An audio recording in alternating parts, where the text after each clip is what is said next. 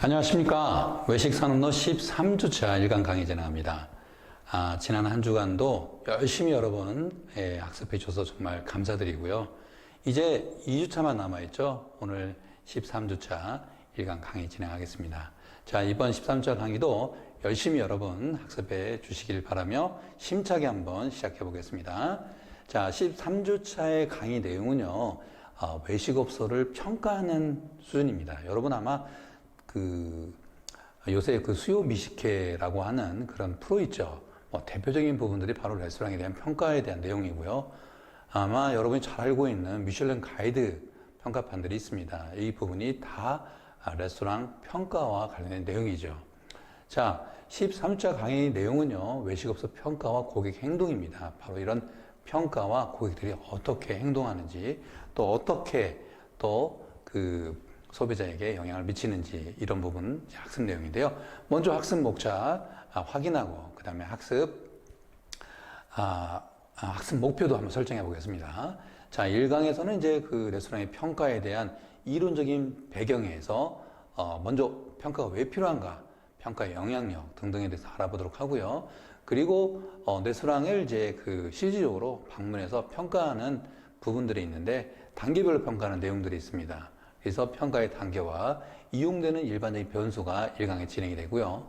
그리고 이제 2강에서는 평가하는 항목들이 있는데, 그 항목별로 알아보도록 하는 시간을 갖고, 그리고 이런 평가 항목들을요, 실제로 외식업체 이용하는 소비자가 외식 경험 후, 예를 들면 구매 후에 고객이 이루어지는 행동들이 있거든요. 이 이론적인 배경을 가지고 학습을 해보겠습니다. 이 부분은 이제 매우 재미있기도 하고요. 학습 내용이 굉장히 많습니다. 또 일부분은 미슐랭 가이드에서 쓰고 있는 이제 평가하는 방법들이 소개되고 있고, 그리고 고객이 이제 외식 후에 이루어지는 이런 행동적인 부분들은요, 많은 심리학에서 다루고 있는, 예를 들면 소비자의 행동론에서 다루고 있는 내용들로 구성이 되어 있다는 것을 말씀드립니다. 자, 그래서 1강에서의 학습 목표는 평가의 필요성에 대해서 학습한다. 그리고 두 번째는 평가의 단계와 이용되는 일반적인 변수. 1강에서 이제 레스토랑에서 도착하기까지에 대한 단계를 다루고 있고요. 그 다음에 이제 우리나라에서는 좀 많지는 않는 그런 외식 문화인데요. 서구에서의 식문화는, 고급 레스토랑에서는 이제 식사하기 전에 칵테일 라운지를 들리는 문화들이 있습니다. 그래서 그 항목도 들어가 있고, 그 다음에 레스토랑에 도착하여 서비스를 받는 단계, 그리고 식사를 다 마치고 출발하는 단계에서 평가 기준이 무엇인지에 대해서 학습할 것입니다. 그래서 이 평가 기준에 대해서 설명할 수 있어야 된다까지 학습 목표를 정했습니다. 자, 그러면 이제 평가의 필요성부터 한번 알아보도록 하겠는데요. 자, 우리가 레스토랑을 평가하는 일, 매우 재미있고 흥미있는 일이죠. 저는, 제가 하는 일 중에 하나가 바로 레스토랑 평가하는 일이고요. 이 평가 지표를 또 개발하는 일도 해왔습니다. 하지만 이런 일들은요, 쉬운 일이 아닙니다. 특히 무엇이 평가의 기준이 되어야 하고요. 또 그 항목들은 무엇이며, 언제, 누가, 또 어떻게 평가해야 하는지에 대한 사항들에 대해서 정확한 기준을 만들기가 좀 어려운 부분이 있습니다. 더욱 어려운 건요, 이렇게 어려운 평가 결과를 어렵게 만든, 더욱더 어려운 것은 평가의 결과를 소비자들이 과연 인정할 수 있느냐 정도가 더욱더 관건이 되겠죠. 자, 그래서 나는 맛있다고 평가를 했고요. 그 레스토랑 정말 추천한다 하지만 다른 사람은 그렇지 않을 수도 있다는 부분이죠. 자, 국내 사례를 보게 되면, 최근까지 해왔던 것을 보게 되면요, 각종 언론 매체에서요, 맛집 소개들이 이루어졌습니다. 대표적인 것을 보게 되면 6시 내 고향에 소개된 맛집들, 생생정보통, 1억 원 식당을 찾아라, 맛기행 등과 같은 부분이 대표적이죠. 반면 이와 같은 식당의 평가는요, 평가 툴의 객관성과 그다음 평가 방법과 절차, 그리고 공정성 등의 문제로 인해서 오래 지속되지 못하는 경향이 있습니다. 매체를 통하여 소개되고 있는 수준에 불과한데요. 그래서 여러분 잘 아시는 백종원 대표께서 이제 이용했던 그런 레스토랑들은 한동안 계속 인기를 유지하고 있는 그런 부분도 있습니다만 모든 거기 식당들이 다 거기에 해당되지 않는 부분도 있고 그런 부분 때문에 똑같은 공감대를 갖기가 정말 어렵다는 부분이 있습니다. 이렇게 평가가 그 레스토랑의 평가가 권위를 갖고 그 평가의 결과를 소비자들이 인정해 주는 것 그것만으로도요 이렇게 좋은 평가를 받는 레스토랑과 그렇지 못한 레스토랑은요 옥 중에서 이제 옥이 그 돌 안에서 석에서 구별되는 것 같은 논리로 좀 받아들일 수 있다는 부분으로 인식될 수가 있다는 것이고요. 이는 한국, 우리나라의 상황에서 보게 되면 우리나라의 역사성을 가진 우수한 레스토랑이 많이 생길 수 있고요. 그 다음에 이러한 레스토랑을 통해서 철학과 비전이 있는 장인들을 많이 배출할 수 있는 환경이 만들어지게 된다는 것이죠. 미슐랭 가이드의 가장 그 사회적인 공헌으로는요, 소비자에게 그 우수한 레스토랑을 소개시켜주는 그런 가이드하는 분도 있긴 합니다만, 그곳에서 일하시는 분들이 그런 레스토랑 가이드의 스타급 레스토랑으로 이제 소개되면서 그동안의 그런 모든 보상들이 받을 수 있는 이런 장인 레스토랑들을 많이 만들 수 있는 그런 사회적인 환경 조성이 있다는데 크게 기여하고 있다는 부분을 말씀드립니다. 자, 그 다음에 또 레스토랑 평가 관련된 부분에서요, 또 중요한 부분이 바로 위생인데요. 그럼 위생적인 한번 보도록 할게요. 대중이 이용하는 그 공공장소, 예를 들면 식당이죠. 대표적인 것이요. 무엇보다도 위생적으로 안전해야 하고요. 국민 건강을 위해서 높은 점검이 요구되는 것은 사실입니다. 즉 위생으로 안전한 음식을 제공하는 것은요 기본이고 그 다음에 필수적인 요구사항이기 때문에 위생은요 더 이상 다른 레스토랑과의 차별에서 차별성을 꾀하는 것에서는 한계가 있다는 것이죠. 즉 변수가 되지 못한다는 것입니다. 위생적으로 다 깨끗하면 어떻게 돼요? 특별하게 이게 차별되지 않는다는 그 이유이죠. 따라서 그 결과 레스토랑의 품격을 가격으로 결정하는 방법이 가장 일반적으로 받아들여져 왔다는 것이죠. 예를 들면 이제 고가 레스토랑이나 중가 레스토랑, 저가 레스토랑 등이 바로 대표적인 것입니다. 자, 이렇게 레스토랑의 평가를 분류하는 목적은요, 레스토랑에 대한 정보를 이용객에게 정확하게 제공하자는 것인데 이와 같은 결과를 도출하기 위해서는요, 평가 도구의 개발이 우선이 돼야 하고 평가 기준에 일관성이 있어야 하며 평가 기준은요, 공정성을 가지고 있을 때만 가능하다는 것입니다. 그래서 블로거들이 과거에 좀 많은 맛집을 소개해 주어 왔는데 이런 공정성에서 침해를 받기 때문에 그 불신을 받기 때문에 지속되지 못했던 부분들이 있었다는 것이죠.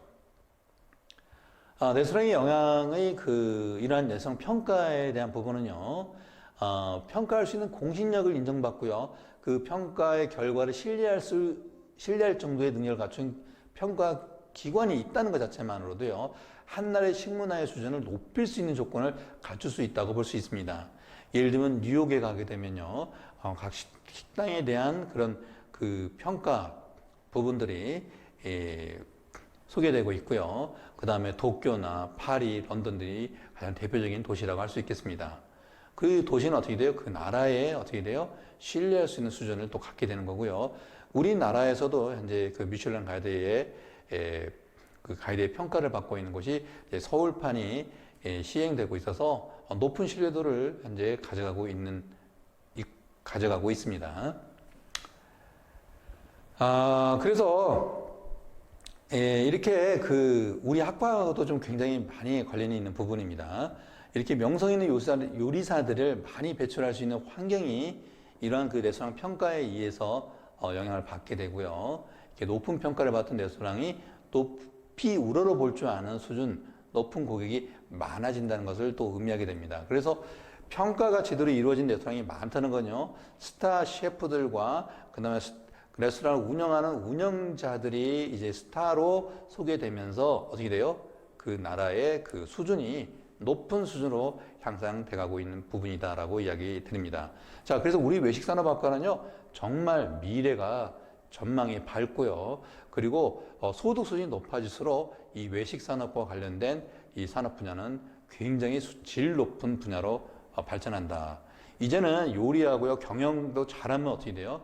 연예인 못지않게, 스타급 연예인 못지않게 크게 성장할 수 있다는 것을 여러분, 제자들 여러분들께 정말 자신있게 말씀드립니다. 레스토랑 평가의 결과에서 보게 되면요. 이렇게 그 결과는 결국은 상품의 브랜드 이미지와 매우 같은 성격을 갖고 있습니다. 레스토랑의 평판을 높이는 가장 손쉬운 도구가 바로 이 부분인데요. 평판이 높은 대열에 함께 서기 위해서 꾸준한 노력과 장인적인 신이 요구되기 때문입니다. 그래서 신뢰성이 높은 평가 결과는요, 한 나라의 음식 문화를 자연스럽게 지속적으로 발전할 수 있게 한다는 것이죠.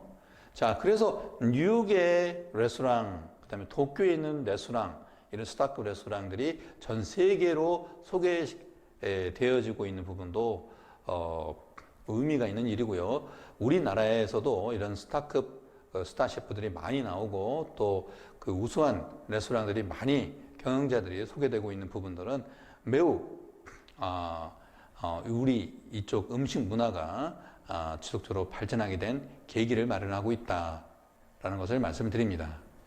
자, 그러면 지금부터는요, 그 레스토랑의 평가 단계와 이용되는 그 변수들이 무엇인지 좀 자세하게 한번 알아보도록 할게요.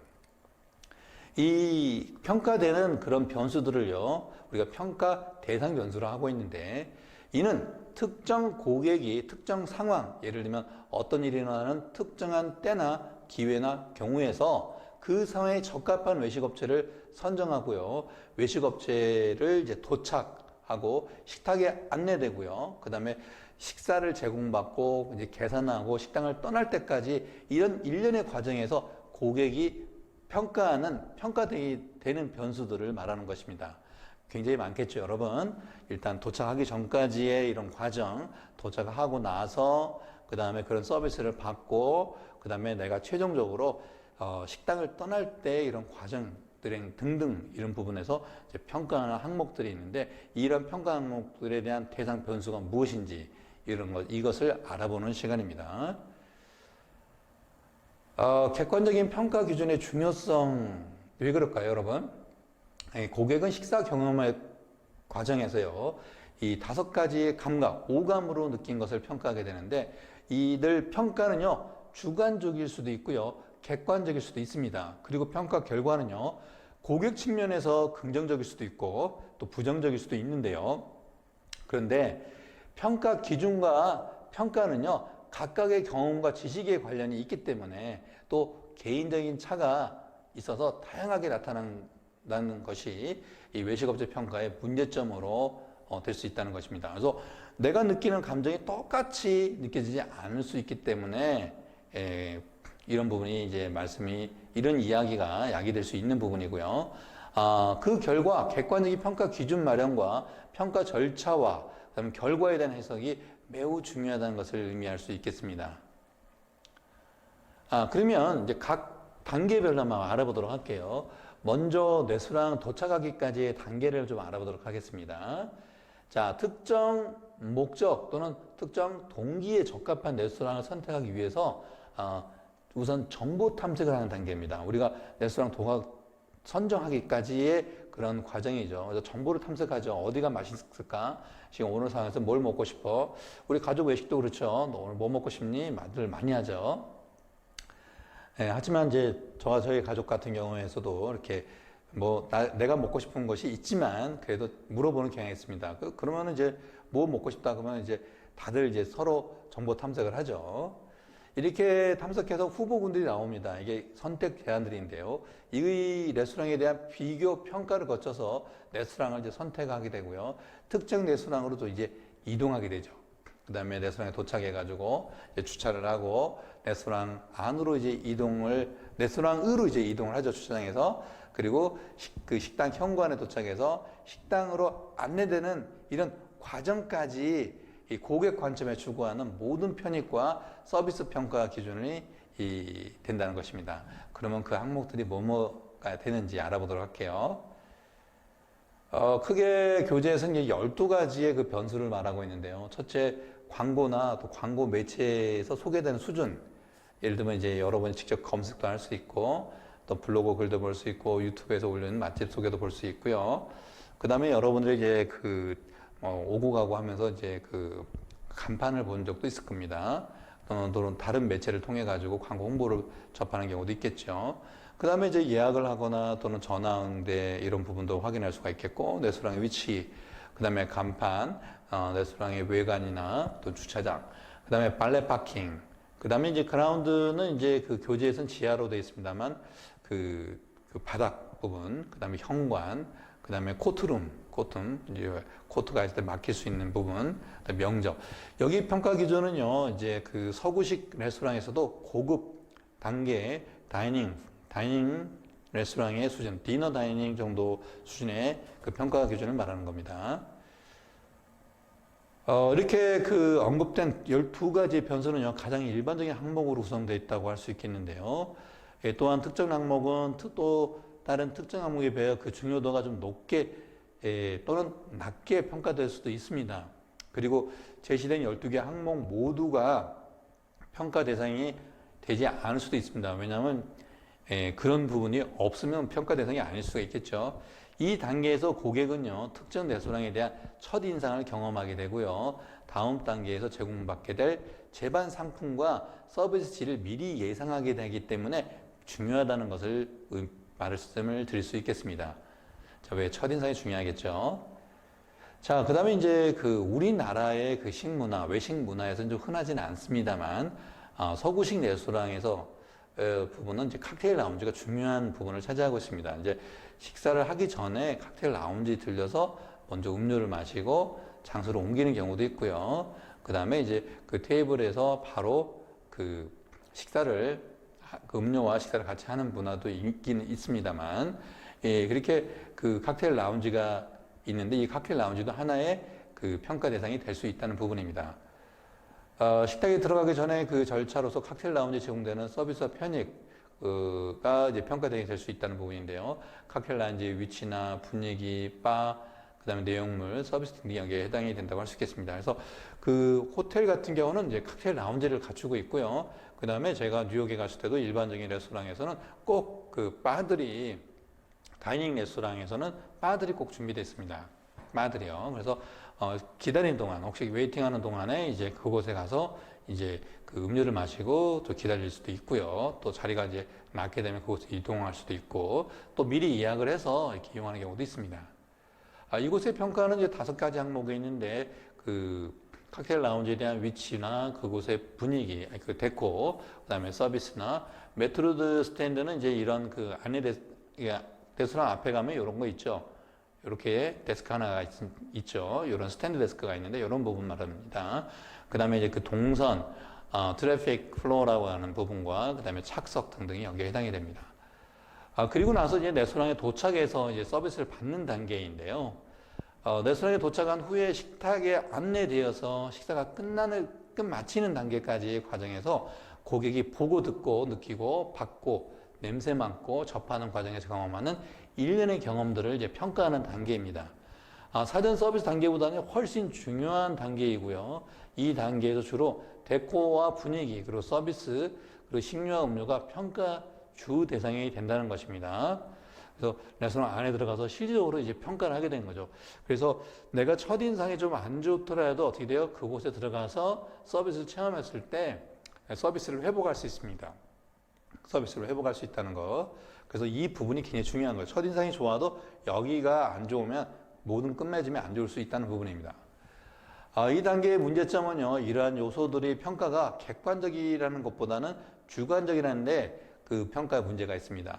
하지만 주어진 상황에서 주어진 대상을 보는 대상을 보통 사람들이 평가하는 결과는요, 크고 낮음이 있지만 대동소이하다는 점도 인정해야 된다는 부분이고요. 평가의 결과는 크게 다르지 않다는 것을 느끼게 됩니다. 나도 이렇게 느끼고 다른 사람도 이렇게 느꼈다면 거의 비슷한 수준에서 느낄 수 있기 때문에 그런 공통점이 있다는 것을 주장할 수 있겠죠. 먼저 데코와 분위기 먼저 보게 되면요, 실내 장식이나 꽃 장식, 안락감, 청결, 실내 온도, 환기, 그다음에 조용함, 화장실 등등 여기에 해당이 되겠고, 식탁 위에서 이루어지는 이런 평가 항목들을 보게 되면요, 기물과 린넨, 그다음에 상호 간의 조화, 질, 유지 관리 상등이 평가 기준이 되는데, 린넨이나 차이나웨어, 차이나 도자기류죠. 그다음에 글라스웨어나 그다음에 실버, 커트러리, 그다음에 양념통 등등이 이제 여기에 해당이 됩니다. 그리고 이제 서비스를 받는 단계인데요. 이 단계는 레스토랑의 평가 기준 항목 중에서 고객 측면에서의 기여도가 높은 항목들로만 구성되어 있다는 것이 특징입니다. 또한 유형의 서비스보다는 무형의 서비스가 더 큰 비중을 차지하는 단계인데요. 예를 들면 음식을 전해주면서 고객님 맛있게 드십시오라고 이렇게 웃으면서 이야기하고 친절하게 이제 미소를 짓고 이제 스마일링 하면서 맛있게 드세요라고 얘기하는 거 있죠. 이런 부분들이 이제 큰 비중을 차지한다는 것이죠. 고객과 종업원 간의 접촉이 가장 많은 단계로 특정 레스토랑에 대한 고객 만족과 불만족은 이 단계에서 평가된다고 해도 과언이 아니라는 것입니다. 자, 우리가 같은 것이라도 어떻게 돼요? 음식을 그냥 집어든 던져주고 이러면 안 되겠죠. 기분 나쁘겠죠. 같은 음식이라도. 근데 어떻게 돼요? 정성스럽고 전달되고 고객님 맛있게 드십시오. 그리고 또 치워줄 때 고객님 맛있게 드셨습니까? 필요한 거 없으십니까? 이야기하면 더욱더 좋겠죠, 여러분. 종업원의 마음가짐과 표정 그리고 몸가짐 여기에는 뭐 유니폼이나 와이셔츠, 구두, 양말, 얼굴 그다음에 손톱 그다음에 손 액세서리, 스타킹, 화장, 구찌, 명찰 등등이 다 여기에 해당이 되겠고요. 인사나 대기, 안내, 고객 응대, 보행 자세나 대화의 기교, 그다음에 고객의 불평 처리 기교나 주문 받는 태도나 배려 등등과 같은 서비스 구성 요소들이 평가의 대상이 됩니다. 항목들을 구체적으로 보게 되면 미소 있는 서비스, 친절성, 서비스 신속성, 세심한 주의나 편안한 마음으로 식사할 수 있거나 유니폼, 종업원의 청결, 메뉴에 대한 지식이나 음식 서비스의 기교, 그 다음에 이제 그 음료의 서비스 기교 등등에 해당이 되겠습니다. 그리고 음식 자체를 보게 되면요, 음식에 대한 온도, 차가운 음식 차갑게, 뜨거운 음식은 뜨겁게 나가야 되겠고, 식재료, 외형, 주문에 의한 조리나 그 다음에 이런 맛 이런 부분들이 이제 굉장히 중요한 부분이라고 할 수 있겠죠. 자, 메뉴판도 보게 되면요, 그 자체를 평가하는 것은 음식을 평가하는 것은 아니지만 이 단계에서는 상당한 전문성이 이제 필요하다고 봅니다. 예를 들면 음식에 대한 상당한 지식이 요구되는데 다양성이거나 특별 아이템, 독창성, 창조성, 그다음에 정확성, 다이어트와 영양 문제 등등을 다루고 있는지 부분도 중요하겠죠. 그 다음에 이제 코스의 카테고리 등등인데, 메뉴 구성과 가격에 대한 평가 기준으로서요, 메뉴 자체에 대한 평가인데, 전체 요리, 뭐, 빵, 버터, 전체, 그 다음에 이제 그 수프, 샐러드, 주요 요리, 곁들이는 음식, 후식 가격인데요. 여기서 보기엔 그 오데브루하고 이제 그 에피타이저가 이제 같은 개념이라고 이해할 수도 있겠습니다만, 여기서 말하는 이제 그 전체는 여기서 말하는 이제 그 에피타이저와 좀 차이점은요. 여기는 식전에 이제 제공되는 먼저 그냥 아무즈뷰시라고 해서요. 식사하기 전에 가볍게 먹을 수 있는 음식들이 이제 아무즈뷰시라고 해서 음료와 먹을 수 있는 것이 제공되는 것을 의미합니다. 그 다음에 음료에서 이제 알코올이 있는 음료를 이제 스피릿이라고 하고 있고, 그다음 맥주나 와인이나 물, 그 다음에 이제 커피티, 에스프레소 등등. 그리고 이제 출발 단계입니다. 이제 레스토랑에서 그 식사를 마치고, 그 다음에 계산 단계에서 레스토랑 출발하는 과정까지 고객에게 제공되는 서비스 평가의 기준이 됩니다. 계산하고요. 그 다음에 카드 결제나 결제의 편의성, 출발 시간이나 출구, 그 다음에 마지막에 어떻게 돼요? 환송 인사. 이런 등의 중요한 이제 항목이 될 수 있겠죠. 그리고 이제 그 외에 이제 특별한 특징이거나 이제 기타 부분들, 이제 어디를 보면 가점상이 될 수 있거나, 예를 들면 이제 뭐 특별한 뭐 이벤트 뭐 이런 등등, 뭐 포인트 적립 이런 것들도 여기에 해당이 될 수 있겠죠.